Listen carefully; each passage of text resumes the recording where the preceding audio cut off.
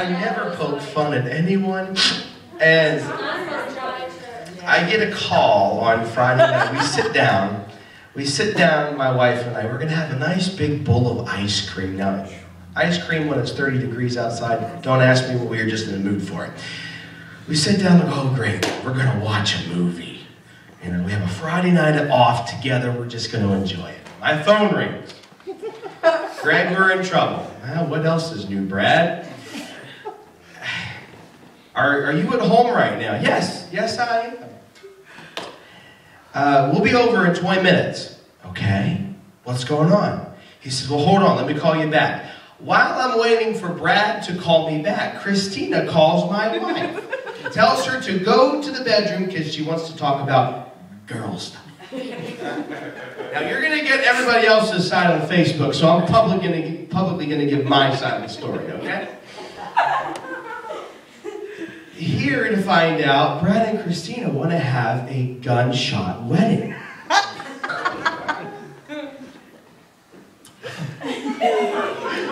Okay. You've told me in the past that you want me to do your wedding ceremony, but I thought we'd do it in the traditional sense.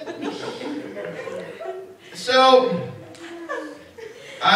my wife is in on the joke, okay? And she's here just, honey, let's do it! I got the dress! I got flowers! Let's just do it right now! I'm like, thank! Don't encourage it! I said, what are we going to do? Their parents are going to kill us that we're marrying them without them even knowing. That was my biggest concern. We're going to get a backlash. We're going to get sued. The church is going to be in big trouble. Our name's going to be slung in the mud. Why are we going to do this? But I need to talk to mom and dad. I didn't hear mom and dad around too. My pastor, who is supposed to deliver me out of situations like this, I'm supposed to be able to pass the buck to pastor. All right? Oh, but there is no rest for the weary. I get over there, I'm saying, Dad, do you not know the situation? Well, tell me about it. They're like one of those psychic doctors. How does that make you feel? And I'm saying to him, I said, Dad, Brad and Christina called their plan on getting married, and they're not even telling their parents about it. Help! Oh. And my mother, who's the spout of all wisdom and knowledge and understanding, I'm like, Mom, they're getting married. They're in trouble. Don't you care? Don't you care? Why are you taking a nonchalant attitude about this? We haven't even sat down for marriage counseling with these people. Well, they're adults. They can do whatever they want to do. I am trying to be the standard of righteousness and holiness and godliness, and I look to my pastor and they're like, I'm the only righteous one in the house. So they get over there, and I have said, Sonia, I have said 50 times, if this is an April Fool's, I am going to kill somebody. I said that, no lie, about 50 times during the whole fiasco. They come in, and they're saying, are you ready? I'm like, sure. And the worst part about it was my little niece was in on it.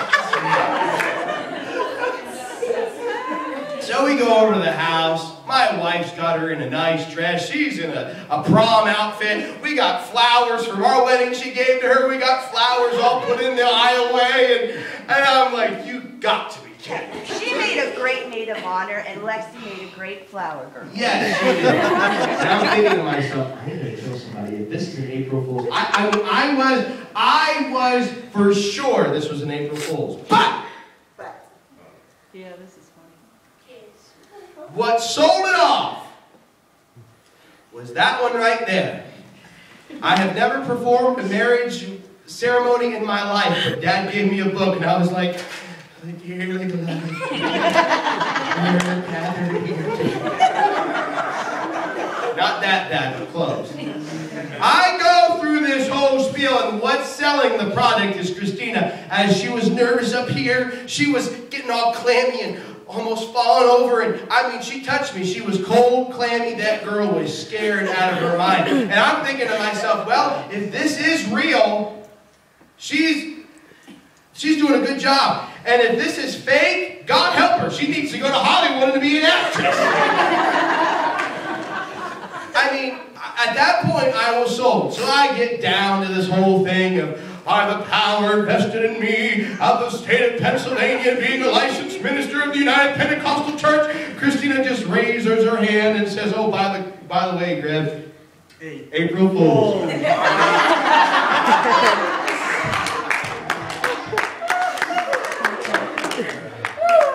I said, my mother's memory is not that good, so she'll probably forget when it's April Fool's next year. So I'm going to get my mom and my wife and my best friends. They are going to have vengeance is mine, saith the Lord. I'm happy to report we're all still alive. Yeah.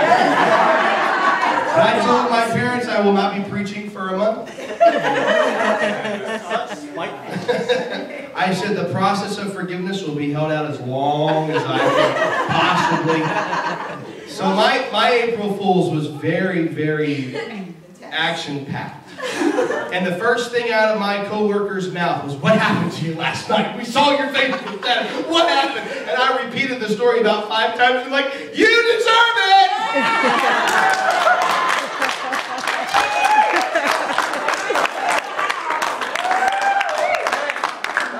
Because I'm so nice to everybody. How many are you having a good time today? No, you kicked it all off. What did you do? What did you do? Or what you do? What did I do?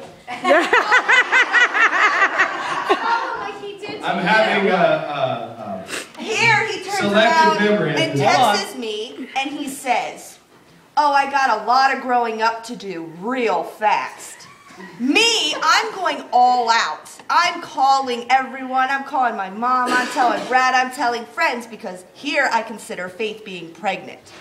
It's exciting, whatever. Here, I gotta call 20 people back to tell them that it's an April Fool's joke. Really, Gregg? Like I said, So what happened is it backfired on Gregg because we already have Bailey, and his mother told us if we ever get pregnant again out of wedlock, we better be married before the child is born. She said she doesn't care what time it is because she knows a judge. She will bring him to his house and have us married. I will not be married by a JP. So that's when it came up, backfired. I said, oh, well, Gregg, I don't want to tell anyone yet.